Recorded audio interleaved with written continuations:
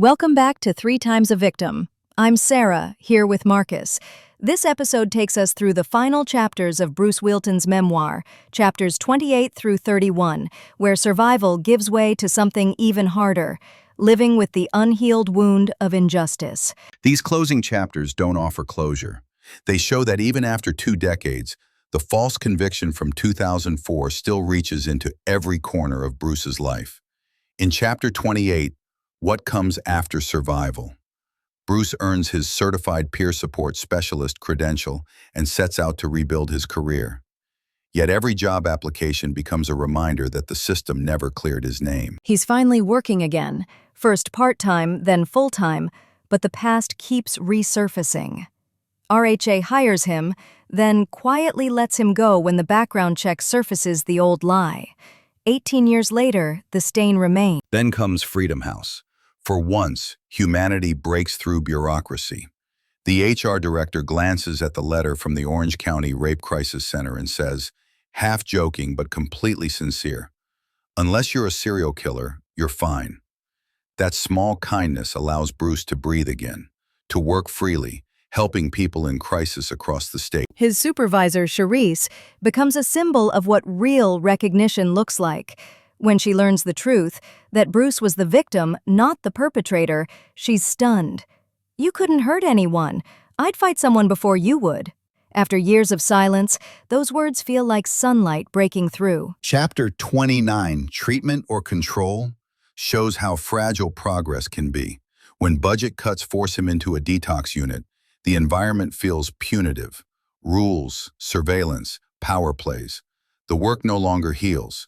It mirrors the carceral mindset that first destroyed his career. He tries to bring empathy to a place ruled by fear, but when he questions the culture of punishment and insists on using they-them pronouns, management fires him. The official reason, boundary issues, is as vague as it is cruel. Once again, the trauma of being silenced repeats itself. Even then, Bruce keeps trying to give what he never had, safe space. He runs a support group for shyness and loneliness, trying to teach social connection. Yet attendance dwindles, and he's left asking whether he still has something to offer. Chapter 30, Still Haunted, Still Here, brings us into the present. He's hired again, this time by RHD in 2024, and for a moment it feels like redemption. But bureaucracy and fear intervene. HR departments hesitate. Background checks misfire. Supervisors scrutinize him as if innocence requires constant proof. It's retraumatization in slow motion. He's terminated again in 2025, this time after asking for ADA accommodations for PTSD. The parallels to 2004 are painful. Disbelief, control, silence.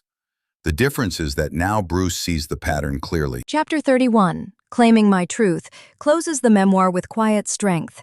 He stops chasing validation from systems that refuse to see him. "I am not what they said I was," he writes. "I don't have to win back trust. I never broke it." That line feels like the emotional thesis of the whole book. After years of explaining, defending, and surviving, he chooses something radical: self-definition. It isn't triumph. It's peace built on pain.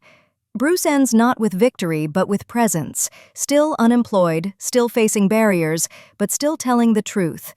The book itself becomes his testimony, a living document of evidence for the motion for appropriate relief he now seeks. Exactly. The memoir transforms into both narrative and affidavit, a record of how trauma persists when justice is denied. And through it all, the message remains. The innocent don't fear investigation. They demand it. This is where the story pauses, not ends. The quest for justice continues beyond these pages, beyond this episode. For now, this has been Sarah and Marcus reflecting on 3 Times a Victim by Bruce Whealton. Thank you for listening and for witnessing what truth sounds like when it refuses to die.